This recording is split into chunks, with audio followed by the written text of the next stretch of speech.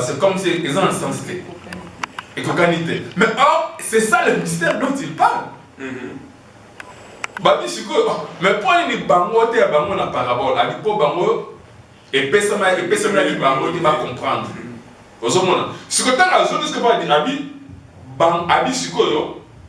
on donnera à celui qui a. Mais Jésus, en réalité, tu parlais de quoi? Qui est celui qui a?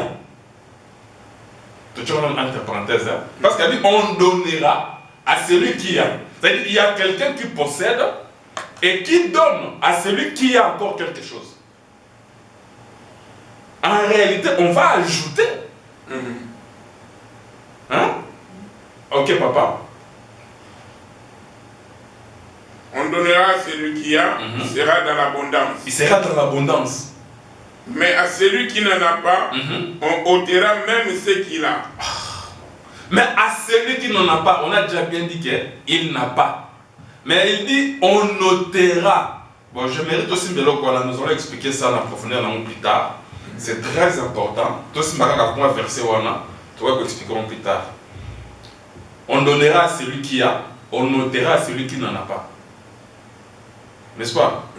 Or, si vous suivez Jésus dans Matthieu chapitre 6, verset 33, cherchez premièrement le royaume des cieux et les restes vous seront donnés par-dessus. Parce que pour nous, on donnera à celui qui a et il sera dans l'abondance. N'est-ce pas? Il sera dans l'abondance. Cette abondance-là, bon, il y a beaucoup de choses que le Seigneur a parlé d'une manière. Donc, il a parlé des mystères. Ceux qui te tirent attention dans le bâtiment, ils ne vont rien comprendre. Il y aura des cas dans Matthieu chapitre 6, concernant le royaume, qui est dans Jean chapitre 10. Alors, je suis le bon berger. Les voleurs ne viennent que pour voler et dérober. Mais moi, je suis venu afin que le brebis ait la vie en abondance. Non, la vie en abondance, c'est la vie éternelle. Amen. Nous allons expliquer ça plus tard. Papa, aidez-nous dans la lecture, s'il vous plaît. Qui t'a les sous. C'est pourquoi je leur parle en parabole. Parce qu'en voyant, ils ne voient pas, bon. ils ne voient point. Yogasko, pourquoi Jésus enseignait en parabole?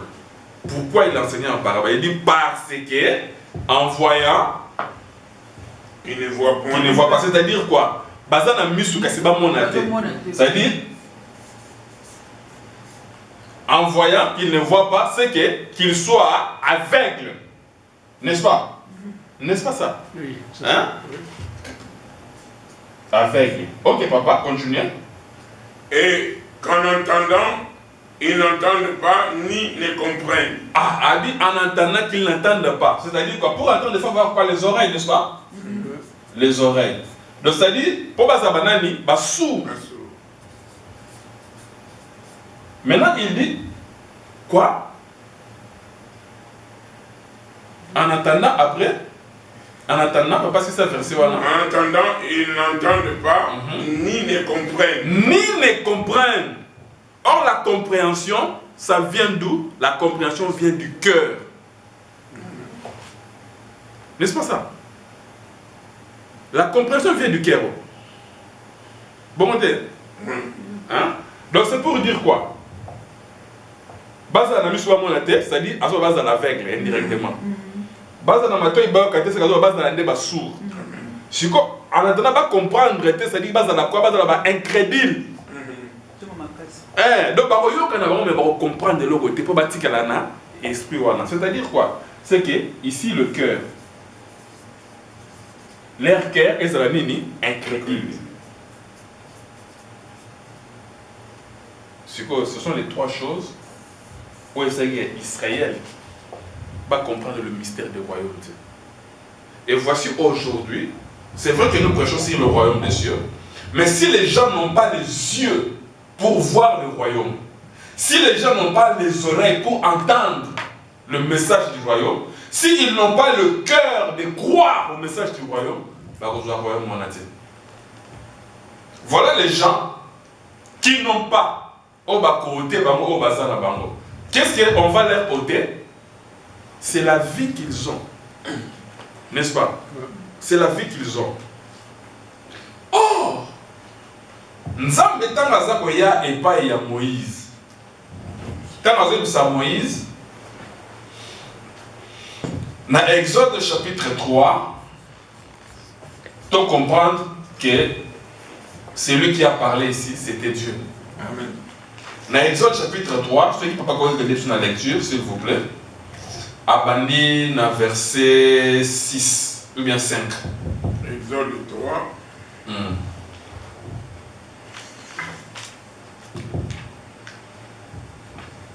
Exode 3, 6.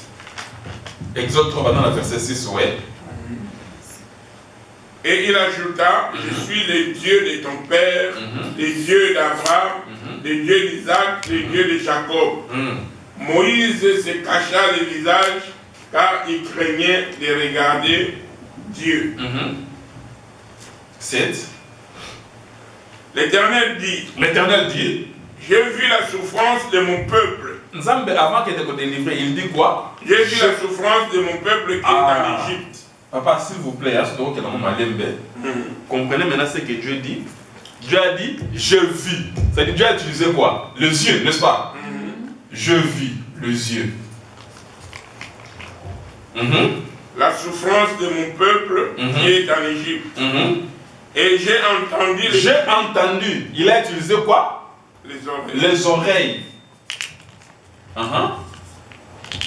J'ai entendu les cris que lui font pousser les oppresseurs. Pousser ses oppresseurs. Car je connais ses douleurs. Je connais comment? Par cœur. Je connais, je sais, je connais, je n'ai pas oublié. Le cœur de Dieu. Continuez. Je connais ses douleurs. Je suis descendu pour les délivrer de la main des Égyptiens. C'est-à-dire, Dieu, pour délivrer un peuple, il a besoin de voir ces trois choses. Il a vu, il a entendu, il connaît les douleurs de son peuple par cœur. Parce que ces trois choses se sont mises en accord.